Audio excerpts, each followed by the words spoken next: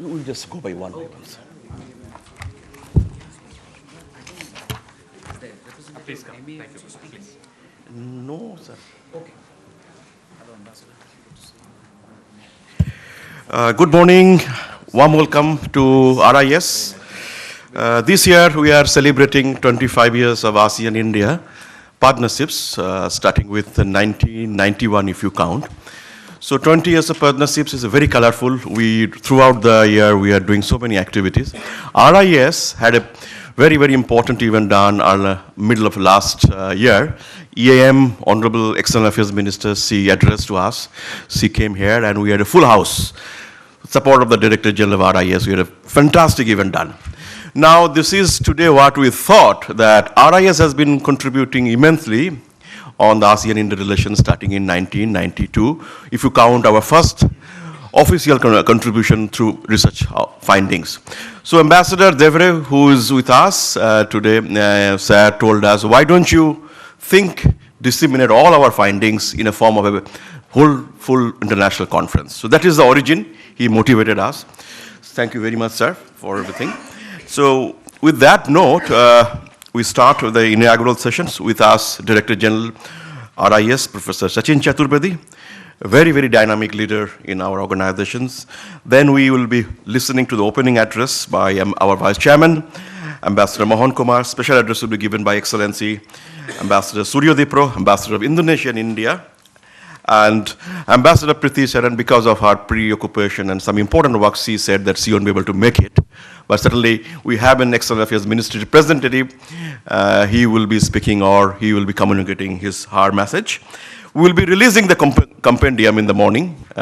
We will be giving a copy to you. And then we will make a short presentation and ending by the Board of Thanks in next 40 to 45 minutes.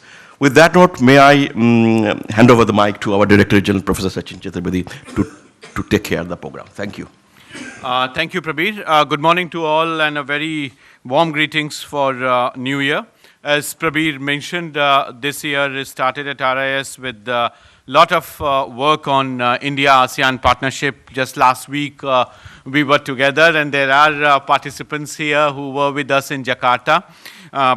We were there with the Foreign Minister from Indonesia and also our own External Affairs Minister. We discussed several issues, so this is a sort of continuing work here this week. I'm extremely grateful to Ambassador of Indonesia, His Excellency Mr. Suryo Dipuro, for sparing his valuable time at this point of the year and joining us this morning. I'm also grateful to our Vice Chairman, Ambassador Mohan Kumar, who has recently joined RIS as our Vice Chairman. I'm so grateful to Ambassador Sudhir Devre, who actually nudged us for this event. And he made two suggestions. One, when he was telling us about this seminar, I was justifying our seminar last week in Jakarta. And he said, no, something should be done in Delhi itself when India is going to host the summit. So this was one. And second, his idea was that whatever papers and books that RIS has published so far on India-ASEAN should be brought out. And then we put our documentation team together. And in last 2 weeks, this team really overworked. And since 1992, when India joined as sectoral partnership, RIS has produced n number of papers and volumes. Fortunately, we could collate them, and this morning it would be launched. This is in a pen drive, so we have saved several trees and papers, and this has been made available to you, friends and colleagues. As we move forward, the very idea of India-ASEAN partnership was addressed at RIS, as I said, and this documentation would reveal all that in terms of our priorities, in terms of our focus, and the multidimensional take. It's not just trade and economy that we have talked there. The idea of science, technology, innovation, the partnerships that are coming up within this region, and India-ASEAN partnership with other actors within the East Asia Summit process. So that wider perspective has been very well captured. The idea of culture, which has been there all through, got further traction since 2014 when we got the new government in, and with the External Affairs Minister's own emphasis, the focus in our work program on culture, education has evolved. Recently, the ASEAN-India Think Tank Network meeting, my colleague and head of the ASEAN India Center, Prabir himself presented an excellent paper on education sector cooperation between ASEAN and India and the university connect between the two regions. The issues related to services sector. Somehow, when we talk of RCEP and stalled negotiations, our perceptions go in terms of India's interest in services exports and ASEAN interest in goods exports.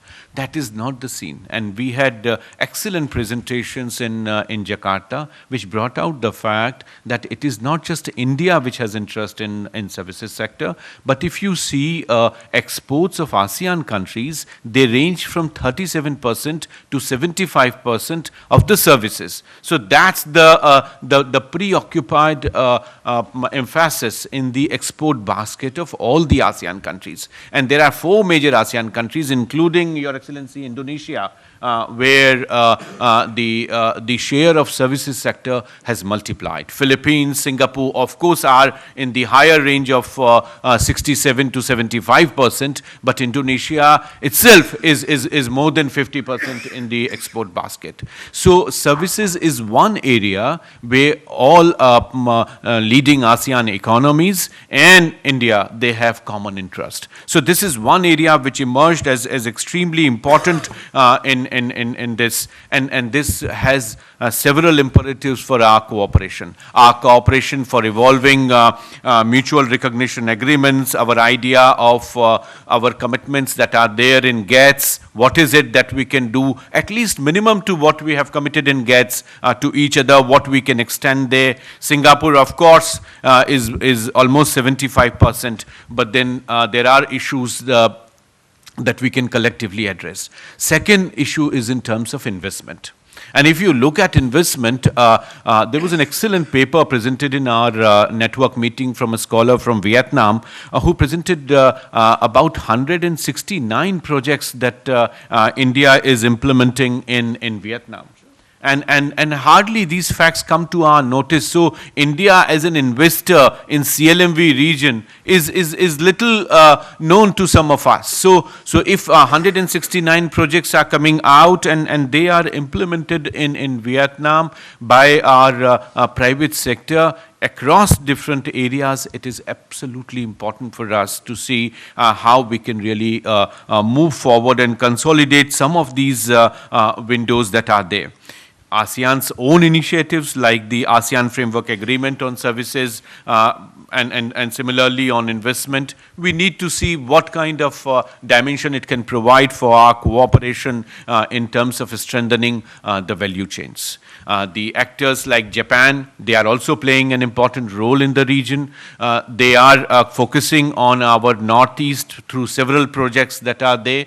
Prime Minister's emphasis on Act East policy is also opening up windows in terms of how Act East and our development priorities in Northeast can converge. And this convergence would provide the natural traction that we have for CLMV countries. So how what we announced in the last budget in terms of a special purpose vehicle for investing in CLMV countries can be leveraged in terms of partnering and moving forward. Friends, the proceedings of the AINTT, the ASEAN India Network of Think Tank, the fourth meeting is there in your folders. As you would see, this report, which was launched by the External Affairs Minister Sushma Swaraj and her counterpart from Indonesia, was presented. It's there in your folder, plus the pen drive that we would be launching this morning. So with these words, I warmly welcome all of you, all these scholars from ASEAN who have traveled.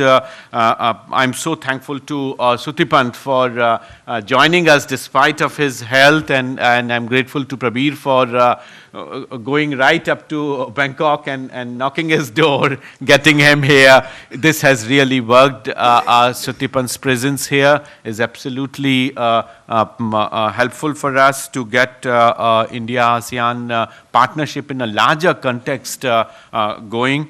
I would now request Ambassador Mohan Kumar, Vice Chairman RIS, for his remarks, and then colleagues, we would move forward with the agenda. So, Ambassador Mohan Kumar. Thank you very much, Director General Sachin Chaturvedi, Mr. Prabir Dey, ladies and gentlemen. I'd like to welcome you. I'm the real outsider in this group, if you like, because I've never served in ASEAN. Despite 36 years, I served mostly in the West. But you will appreciate that sometimes an outsider's perspective can be helpful. So it is against that backdrop that I speak with some trepidation, because every other Foreign Service officer, retired or serving, who's sitting around the table is far more of an expert on ASEAN than I can ever be. So you will please cut me some slack.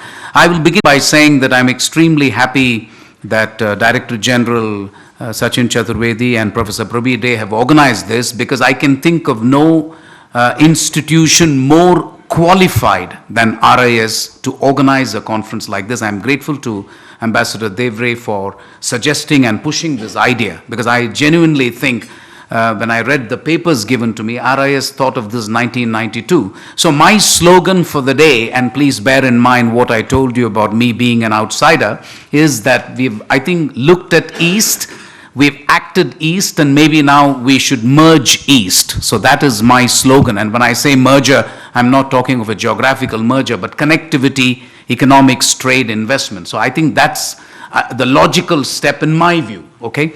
So I think it's clear to me that we have a strategic partnership, and the strategic partnership always has this connotation of somehow maritime links, security links, and taking care of what we call the global commons now, which is cyberspace, counter-terrorism, and climate change. Without that, you cannot have a strategic partnership.